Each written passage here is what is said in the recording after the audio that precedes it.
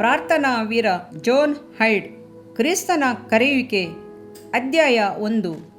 ಈ ಲೋಕದವರಿಗೆ ತನ್ನನ್ನು ಪ್ರಕಟಿಸಿಕೊಳ್ಳಲು, ಬಿಡುಗಡೆಯ ಸುವಾರ್ತೆ ಸಾರಲು, ಮಕ್ಕಳನ್ನು ತನ್ನ ಮಂದೆಯಲ್ಲಿ ಸೇರಿಸಲು ದೇವರಿಗೆ ಆಳುಗಳು ಬೇಕು. ಆತನು ತನ್ನ ಮಹಿಮೆಯಾದ ಸೇವೆಗಾಗಿ ಅವರನ್ನು ತಾಯಿಯ ಗರ್ಭದಲ್ಲಿರುವಾಗಲೇ ನಿರ್ಮಾಣ ಮಾಡಿ, ನಂತರ ಅವರನ್ನು ಕರೆದು ಯೋಗ್ಯತೆಯುಳ್ಳವರನ್ನಾಗಿ ಮಾಡಿ ಉಪಯೋಗಿಸುತ್ತಾ ಬಂದಿದ್ದಾನೆ. ದೇವರು ತನ್ನ ದಾಸರನ್ನು ಆರಿಸಿಕೊಳ್ಳುವ ರೀತಿಯು ಮನುಷ್ಯ ಜ್ಞಾನಕ್ಕೂ ತಿಳುವಳಿಕೆಗೂ ಮೀರಿದ್ದು ಬಹಳ ಅದ್ಭುತವಾದದ್ದು. ಹಳೆಯ ಒಡಂಬಡಿಕೆಯ ಕಾಲದಲ್ಲಿ ಪ್ರವಾದಿಗಳಾದ ಸಾಮ್ವೇಲ, ಏಲಿಯ, ಯೆಶಾಯ, ಎಜ್ಕೇಲ, ದಾನಿಯೇಲ ಮುಂತಾದವರು ತಮ್ಮ ಪರಮ ತಂದೆಗಾಗಿ ಮಹಾ ಕಾರ್ಯಗಳನ್ನು, ತ್ಯಾಗಗಳನ್ನು ಮಾಡಿದರು, ವೀರರಾಗಿ ಬಾಳಿದರು. ಅವರ ಧ್ವನಿಯು ಇನ್ನೂ ಕೇಳುತ್ತಿದೆ. ಹಾಗೆಯೇ ರಕ್ಷಕನಾದ ಯೇಸುವು ತನ್ನ ಶಿಷ್ಯರುಗಳನ್ನು ಆರಿಸಿಕೊಂಡ ರೀತಿಯನ್ನು ನಾವು ಹೊಸ ಒಡಂಬಡಿಕೆಯಲ್ಲಿ ಓದುತ್ತೇವೆ. ಮೀನು ಹಿಡಿಯುತ್ತಿದ್ದ ಸಿಮೋನ ಆಂದ್ರೆಯವರು ಸಮುದ್ರದಲ್ಲಿ ಬಲೆ ಹಾಕುತ್ತಿದ್ದಾಗ ಕ್ರಿಸ್ತನು ಅವರನ್ನು ನೋಡಿ, ನನ್ನನ್ನು ಹಿಂಬಾಲಿಸಿರಿ, ನಿಮ್ಮನ್ನು ಮನುಷ್ಯರನ್ನು ಹಿಡಿಯುವ ಬೆಸ್ತರನ್ನಾಗಿ ಮಾಡುವೆನು ಎಂದು ಕರೆದನು. ಅವರು ಹಿಂಬಾಲಿಸಿದರು. ಕರ್ತನ ಶಿಷ್ಯರನ್ನು, ವಿಶ್ವಾಸಿಗಳನ್ನು ಹೆದರಿಸಿ ಹಿಂಸೆಪಡಿಸಿ ಅವರಲ್ಲಿ ಅನೇಕರನ್ನು ಕೊಲೆ ಮಾಡಿದಂಥ ಸೌಲನನ್ನು ಕರ್ತನು ಸಂಧಿಸಿ ಅವನನ್ನು ತನ್ನ ದಾಸನನ್ನಾಗಿ ಮಾಡಿಕೊಂಡನು. ಸೌಲನು ಪೌಲನಾಗಿ ಮಾರ್ಪಟ್ಟನು.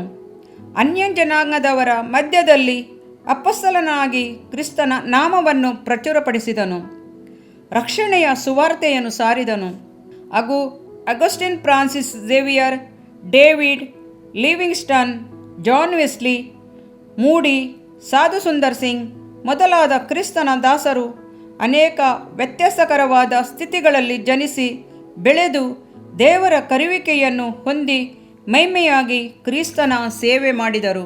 ಪ್ರಾರ್ಥನಾ ವೀರನಾದ ಅಪೊಸ್ತಲನೆಂದು ಕರೆಯಲ್ಪಟ್ಟ ಜಾನ್ ಹೈಡ್ ಕ್ರೈಸ್ತ ಭಕ್ತಿಯಲ್ಲಿಯೂ ಪ್ರೀತಿಯಲ್ಲಿಯೂ ತುಂಬಲ್ಪಟ್ಟ ಒಂದು ಕುಟುಂಬದಲ್ಲಿ ಹುಟ್ಟಿದವರು. ಅವರ ಮನೆಯಲ್ಲಿ ಕ್ರಿಸ್ತನ ಪ್ರಸನ್ನತೆಯು, ಸುಗಂಧ ವಾಸನೆಯು ತುಂಬಿರುತ್ತಿದ್ದವು.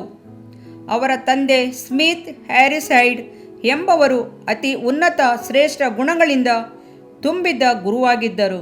ಪ್ರೀತಿ, ಕ್ರಿಸ್ತ ನಂಬಿಕೆಯಲ್ಲಿ ಜೀವಿಸಿ ತತ್ವಜ್ಞಾನಿಯೂ ಆಗಿ ಚುರುಕಾಗಿ ಸೇವೆ ಮಾಡುತ್ತಿದ್ದವರು ಆಗಿದ್ದರು. ವಿಶ್ರಾಂತಿ ಇಲ್ಲದೆ ದುಡಿಯುತ್ತಿದ್ದರು. ಅಮೆರಿಕದ ಐಕ್ಯ ನಾಡಾಗಿದ್ದ ಇಲ್ಲಿಯನ್ಸ್ ಎಂಬ ನಗರದಲ್ಲಿ ಕಾರ್ತೇಜ್ ಎಂಬ ಸಭೆಯಲ್ಲಿ 17 ವರ್ಷಗಳು ಸೇವೆ ಮಾಡಿದ್ದಾರೆ. ಅವರ ಪತ್ನಿಯಾದ ಶ್ರೀಮತಿ ಹೈಡ್ರವರು ಬೋಧಕರಿಗೆ ತಕ್ಕ ಪತ್ನಿಯಾಗಿ ಸಹಾಯಕಿಯಾಗಿಯೂ ಇದ್ದು ಉತ್ತಮ ಸೇವೆ ಮಾಡಿದರು. ಶಾಂತ ಗುಣವುಳ್ಳವರು, ಪ್ರೀತಿಯುಳ್ಳವರು, ದಯೆಯುಳ್ಳವರಾಗಿದ್ದರು. ಅಷ್ಟು ಮಾತ್ರವಲ್ಲ, ಹಾಡುಗಳನ್ನು ಬರೆದು ಅದಕ್ಕೆ ರಾಗ ಹಾಕಿ ಹಾಡುವ ಸಂಗೀತ ಜ್ಞಾನವುಳ್ಳವರು ಆಗಿದ್ದರು. ಈ ದಂಪತಿಗಳಿಗೆ 6 ಜನ ಮಕ್ಕಳು, 3 ಗಂಡು 3 ಹೆಣ್ಣು ಮಕ್ಕಳು ಇದ್ದರು. ಇವರೆಲ್ಲರೂ ರಕ್ಷಣೆ ಹೊಂದಿ ಜ್ಞಾನದಲ್ಲಿಯೂ ದೇವರ ಭಯಭಕ್ತಿಯಲ್ಲಿಯೂ ಬೆಳೆಯುತ್ತಿದ್ದರು. ಅನುದಿನವೂ ರಕ್ಷಕನಾದ ಯೇಸುವಿನ ಪಾದ ಸನ್ನಿಧಿಯಲ್ಲಿ ಕುಳಿತು ಪ್ರಾರ್ಥಿಸುವ ಕುಟುಂಬವಾಗಿತ್ತು. ಈ ಮಕ್ಕಳೆಲ್ಲರೂ ತಮ್ಮ ಯೋಚನೆ, ಚಿಂತೆ, ನಡೆ, ನುಡಿಗಳೆಲ್ಲದರಲ್ಲಿಯೂ ಕ್ರಿಸ್ತನಿಗೆ ಮೊದಲ ಸ್ಥಾನವನ್ನು ಕೊಡುತ್ತಿದ್ದರು. ಆತನ ಆಶೀರ್ವಾದವನ್ನು ಹೊಂದಿಕೊಂಡಿದ್ದರು ಎಂದು ತಿಳಿಯುತ್ತೇವೆ. ಕ್ರಿಸ್ತನು ಈ ಕುಟುಂಬದ ಯಜಮಾನನಾಗಿದ್ದನು. ತಾನು ಪ್ರೀತಿಸಿದ ಈ ಕುಟುಂಬದಲ್ಲಿ ಕ್ರಿಸ್ತನು ತಂದೆಯಾಗಿದ್ದನು. ಎಡೆಬಿಡದೆ ಇವರ ಜೊತೆಗಿದ್ದನು ಎಂಬ ಮಾತು ಬಹಳ ಒಪ್ಪುತ್ತದೆ. ಆದುದರಿಂದಲೇ ಬೋಧಕರಾದ ಸ್ಮಿತ್ ಹೈಡ್ ಇವರ ಕುಟುಂಬದಿಂದ ದೇವರು 2 ಗಂಡು ಮಕ್ಕಳನ್ನು, ಒಬ್ಬ ಮಗಳನ್ನು ತನ್ನ ಸೇವೆ ಮಾಡಲು ಕರೆದನು ಮತ್ತು ಆರಿಸಿಕೊಂಡನು ಎಂದು ಹೇಳುವುದರಲ್ಲಿ ಸಂದೇಹವೇ ಇಲ್ಲ. ಇವರಲ್ಲಿ ಒಬ್ಬರು ಜಾನ್ ಹೈಡ್. ಇವರು ತಮ್ಮ ಫಾರ್ಮಲ್ ಎಜುಕೇಷನ್ ಮುಗಿಸಿದ ತಕ್ಷಣ ಕಾರ್ಮಿಕ್ ಸೆಮಿನರಿಗೆ ಸೇರಿ ತಮ್ಮ ವಿದ್ಯಾಭ್ಯಾಸವನ್ನು ಮುಂದುವರಿಸಿದರು. 1892ರಲ್ಲಿ ಇಲ್ಲಿ 46 ವಿದ್ಯಾರ್ಥಿಗಳಿದ್ದರು. ಇವರಲ್ಲಿ ಯೇಸು ಕ್ರಿಸ್ತನ ಬಗ್ಗೆ ತಿಳಿದುಕೊಳ್ಳುವ ಹಂಬಲವಿತ್ತು. ಆತ್ಮಿಕ ದಾಹವೂ ಇತ್ತು. ಮಿಷನರಿ ಸೇವೆ ಮಾಡುವ ಹಂಬಲ, ಉತ್ಸಾಹ ಅತ್ಯಧಿಕವಾಗಿ ಇವರಲ್ಲಿತ್ತು ಎಂಬುದನ್ನು ಅಮೆರಿಕ ಸಭೆಯ ಮೂಲಗಳಿಂದ ತಿಳಿದುಬರುತ್ತದೆ. ಅವರಲ್ಲಿ 26 ಜನರು ಬೇರೆ ಬೇರೆ ದೇಶಗಳಿಗೆ ಮಿಷನರಿ ಸೇವೆಗೆಂದು ಮನಪೂರ್ವಕವಾದ ತೀರ್ಮಾನವನ್ನು ಮಾಡಿದ್ದರು. ತಮ್ಮನ್ನು ಸೇವೆಗೆ ಸಮರ್ಪಿಸಿಕೊಳ್ಳಲು ಮುಂದೆ ಬಂದರು. ಇವರಲ್ಲಿ ಒಬ್ಬರಾದ ಲೀ ಎಂಬುವರು ಕೊರಿಯಾ ದೇಶಕ್ಕೆ ಹೋಗಿ ಕ್ರಿಸ್ತನಿಗಾಗಿ ಹಿಂಸೆಯನ್ನು ಅನುಭವಿಸಿ ಉತ್ತಮವಾದ ಸೇವೆ ಮಾಡಿ ಕೊರಿಯಾದ ಅಪೊಸ್ತಲನೆನಿಸಿಕೊಂಡರು. ಜಾನ್ ಹೈಡ್ರವರು ಜೊತೆ ಸ್ನೇಹಿತರೊಂದಿಗೆ ಬಹಳ ಪ್ರೀತಿಯಿಂದಿದ್ದರು. ಅವರನ್ನು ಸಹೋದರರ ಹಾಗೆ ಪ್ರೀತಿಸುತ್ತಿದ್ದರು. ಅವರ ಪ್ರೀತಿಯನ್ನು ಸಂಪಾದಿಸಿದರು. ಆದರೆ ಅವರ ವಿದ್ಯಾರ್ಥಿ ದೆಸೆಯ ಮೊದಲನೆಯ 2 ವರ್ಷಗಳು ಗುರುತಿಸುವಂಥ ಯಾವ ಪ್ರಗತಿಯೂ ಅವರಲ್ಲಿ ಕಾಣಲಿಲ್ಲವೆಂಬುದು ಬೋಧಕರಾದ ಜೆ.ಎಫ್. ಯಂಗ್ ಅವರ ಬರವಣಿಗೆಯಿಂದ ತಿಳಿದುಬರುತ್ತದೆ. ಅದೇ ವರ್ಷದಲ್ಲಿ ಜಾನ್ ಹೈಡ್ರವರ ಹಿರಿಯ ಸಹೋದರರಾದ ಎಡ್ಮಂಡ್ ಹೈಡ್ರವರು ಕೂಡ ತರಬೇತಿಯನ್ನು ಪಡೆಯುತ್ತಿದ್ದರು. ಹೊರ ದೇಶದಲ್ಲಿ ಸೇವೆ ಮಾಡಲು ಮುಂದೆ ಬಂದಿದ್ದ ಅವರ ಅಕಾಲ ಮರಣದಿಂದ ಜಾನ್ ಹೈಡ್ರವರು ದುಃಖವನ್ನು ತಾಳಲಾರದೆ ಕುಂದಿ ಹೋಗಿದ್ದರು. ಇದು ಅವರಿಗೆ ಒಂದು ದೊಡ್ಡ ಆಘಾತವಾಯಿತು. ಜೊತೆಗೆ ಅವರ ಜೀವಿತದಲ್ಲಿ ಒಂದು ದೊಡ್ಡ ಬದಲಾವಣೆಯೂ ಉಂಟಾಯಿತು. ಮನೋವೇದನೆಯಿಂದಲೂ ಕಣ್ಣೀರಿನಿಂದಲೂ ದೇವರಾದ ಕ್ರಿಸ್ತನ ಸಮೀಪಕ್ಕೆ ಬಂದರು, ಪ್ರಾರ್ಥಿಸಿದರು, ಆದರಣೆಯನ್ನು ಸಂತೈಸುವಿಕೆಯನ್ನು ಬಯಸಿದರು. ತಮ್ಮ ಮುಂದಿನ ಭವಿಷ್ಯತ್ತಿನ ಬಗ್ಗೆ ತೀವ್ರವಾಗಿ ಆಲೋಚಿಸಲು ತೀರ್ಮಾನಿಸಿದರು. ಮನುಷ್ಯನ ಇಕ್ಕಟ್ಟಾದ ಪರಿಸ್ಥಿತಿಯು ದೇವರ ಬಳಿಗೆ ಬರುವ ಒಂದು ಸಂದರ್ಭ, ಮ್ಯಾನ್ಸ್ ಎಕ್ಸ್ಟ್ರಾಮಿಲಿಟಿ ಒಂದು ಸಂದರ್ಭ ಎಂಬುದನ್ನು ಕಂಡುಕೊಂಡರು.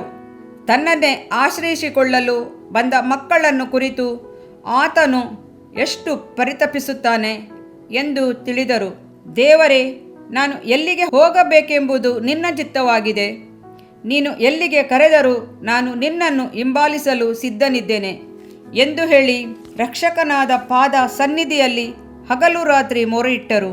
ಭಾರತ ದೇಶದ ಮಕ್ಕಳಿಗೆ ತನ್ನನ್ನು ಪ್ರಕಟಿಸಲು ಕ್ರಿಸ್ತನು ಕರೆದದನ್ನು ಜಾನ್ ಹೈಡ್ ಗ್ರಹಿಸಿಕೊಂಡರು. ಈ ಕೃತಿಯಲ್ಲಿ ಅವರಿಗೆ ಒಳ್ಳೆಯ ಆಲೋಚನೆಯನ್ನು ಕೊಟ್ಟ ದೇವರಾದ ಯೇಸುಕ್ರಿಸ್ತನ ಪಾದದಲ್ಲಿ ಕುಳಿತು ಪ್ರಾರ್ಥಿಸಿ ಉತ್ತರವನ್ನು ಹೊಂದಿಕೊಳ್ಳುವಂತೆ ಪ್ರೇರೇಪಿಸಿದವರು ಅವರ ಸ್ನೇಹಿತರು, ಪ್ರಾಣಕ್ಕಿಂತಲೂ ಹೆಚ್ಚಾಗಿ ಪ್ರೀತಿಸುತ್ತಿದ್ದ ಸ್ನೇಹಿತರು ಆದ ಬರ್ಟನ್ ಎ ಕೋಂಕ್ಲೆ ರವರು. ಇದಾದ ನಂತರ ಜಾನ್ ರವರು 2 ಮನಸ್ಸುಳ್ಳವರಾಗಲಿಲ್ಲ, ಹಿಂತಿರುಗಿ ನೋಡಲೂ ಇಲ್ಲ. ಭಾರತ ದೇಶದ ಮಕ್ಕಳನ್ನು ಕ್ರಿಸ್ತನಿಗಾಗಿ ಆದಾಯ ಮಾಡಲು ಸಂಪೂರ್ಣವಾಗಿ ತನ್ನನ್ನು ಅರ್ಪಿಸಿಕೊಂಡರು. ಹೊರದೇಶದ ಮಿಷನ್ ಗುಂಪಿನವರು ಇದಕ್ಕೆ ಒಪ್ಪಿಗೆ ನೀಡಿದರು. ಜಾನ್ ಹೈಡ್ರವರನ್ನು ಪಂಜಾಬಿಗೆ ಕಳಿಸಿಕೊಟ್ಟರು.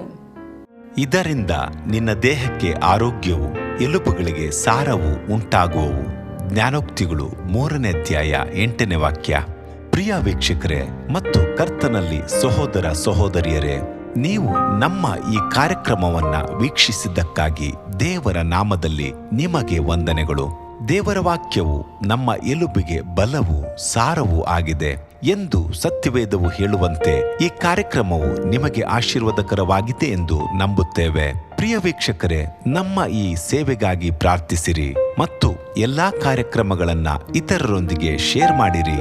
ಅದೇ ರೀತಿಯಾಗಿ ನಮ್ಮ ಈ ಯೂಟ್ಯೂಬ್ ಚಾನೆಲ್ ಅನ್ನು ಸಬ್ಸ್ಕ್ರೈಬ್ ಮಾಡಿರಿ ಹಾಗೂ ಲೈಕ್ ಮಾಡಿ. ನಿಮ್ಮ ಅನಿಸಿಕೆಗಳನ್ನು ಕಮೆಂಟ್ ಬಾಕ್ಸ್ನಲ್ಲಿ ನಮಗೆ ತಿಳಿಯಪಡಿಸಿ. ನಮ್ಮ ಸಂಖ್ಯೆ 7022104605. ಈ ಸಂಖ್ಯೆಗೆ ಕರೆ ಮಾಡಿರಿ. ಒಬ್ಬ ಪಾಪಿಯ ಪ್ರಾರ್ಥನೆ, ಯೇಸುವನ್ನು ರಕ್ಷಕನಾಗಿ ಅಂಗೀಕರಿಸಲು ಮಾಡಬೇಕಾದ ಪ್ರಾರ್ಥನೆ. ಪ್ರಿಯ ಪರಲೋಕದ ತಂದೆಯೇ, ಯೇಸುವಿನ ಹೆಸರಿನಲ್ಲಿ ನಾನು ನಿನ್ನ ಬಳಿಗೆ ಬಂದಿದ್ದೇನೆ. ನನ್ನ ಬಳಿಗೆ ಬರುವವರನ್ನು ನಾನು ತಳ್ಳಿಬಿಡುವುದೇ ಇಲ್ಲ. ಯೋಹಾನ 6:37 ಎಂದು ನಿನ್ನ ವಾಕ್ಯ ಹೇಳುತ್ತದಲ್ಲ. ಆದ್ದರಿಂದ ನೀನು ನನ್ನನ್ನು ತಳ್ಳಿಬಿಡದೆ ನನ್ನನ್ನು ಸೇರಿಸಿಕೊಳ್ಳುವಿ ಎಂದು ನನಗೆ ಗೊತ್ತಿದೆ. ಆದ್ದರಿಂದ ನಾನು ನಿನಗೆ ಸ್ತೋತ್ರ ಮಾಡುತ್ತೇನೆ.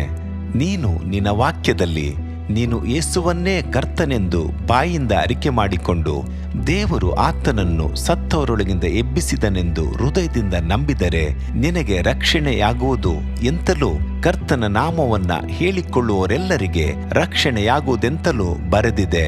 ರೋಮ ಮಾರ್ಕ್ 9:13 ಯೇಸು ಕ್ರಿಸ್ತನು ದೇವಕುಮಾರನೆಂದು ನನ್ನ ಹೃದಯದಲ್ಲಿ ನಂಬುತ್ತೇನೆ. ನನ್ನನ್ನು ನೀತಿವಂತನನ್ನಾಗಿ ಮಾಡುವುದಕ್ಕಾಗಿ ಆತನು ಸತ್ತವರೊಳಗಿಂದ ಎಬ್ಬಿಸಲ್ಪಟ್ಟನು ಎಂದು ನಂಬುತ್ತೇನೆ.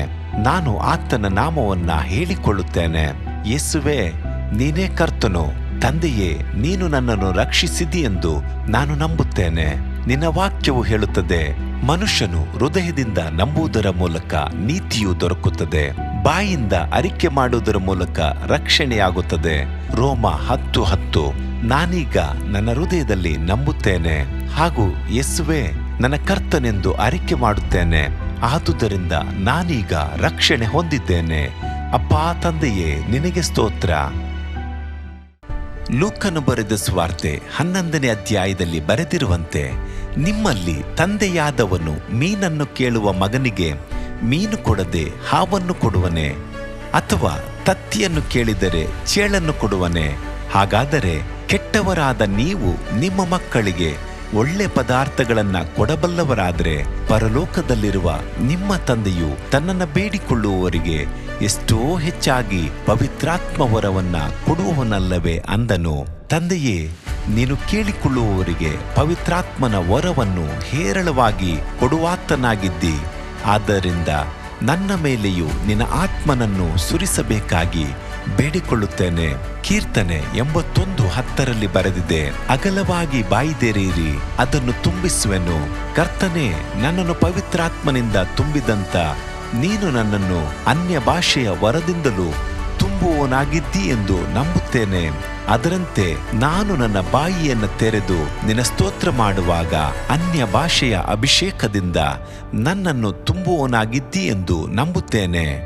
ಈಗ ನೀವು ನಿಮ್ಮ ಬಾಯಿಯನ್ನು ತೆರೆದು ಮಾತನಾಡುವಾಗ ಪವಿತ್ರಾತ್ಮನು ನಿಮ್ಮ ಬಾಯಿಯನ್ನು ತನ್ನ ಭಾಷೆಯಿಂದ ತುಂಬುವವನಾಗಿದ್ದಾನೆ. ಇದು ದೇವರ ಭಾಷೆಯಾಗಿದೆ. ಈ ಅಭಿಷೇಕವನ್ನ ಹೊಂದಿಕೊಳ್ಳಲು ನೀವು ನಿಮ್ಮ ಸ್ವರವನ್ನ ಉಪಯೋಗಿಸಬೇಕು. ಅದರಿಂದ ನೀವು ನಿಮ್ಮ ಬಾಯನ್ನು ತೆರೆದು ದೇವರಿಗೆ ಸ್ತೋತ್ರ ಮಾಡುವಾಗ ದೇವರು ನಿಮ್ಮನ್ನು ಅನ್ಯ ಭಾಷೆಯ ವರದಿಂದ ತುಂಬುವವನಾಗಿದ್ದಾನೆ. ಪ್ರಿಯರೇ, ಈಗ ನೀವು ಪವಿತ್ರಾತ್ಮನಿಂದ ತುಂಬಲ್ಪಟ್ಟ ಆತನ ಪ್ರಿಯ ಮಕ್ಕಳಾಗಿದ್ದೀರಿ. ದೇವರ ನಾಮಕ್ಕೆ ಸ್ತೋತ್ರವಾಗಲಿ.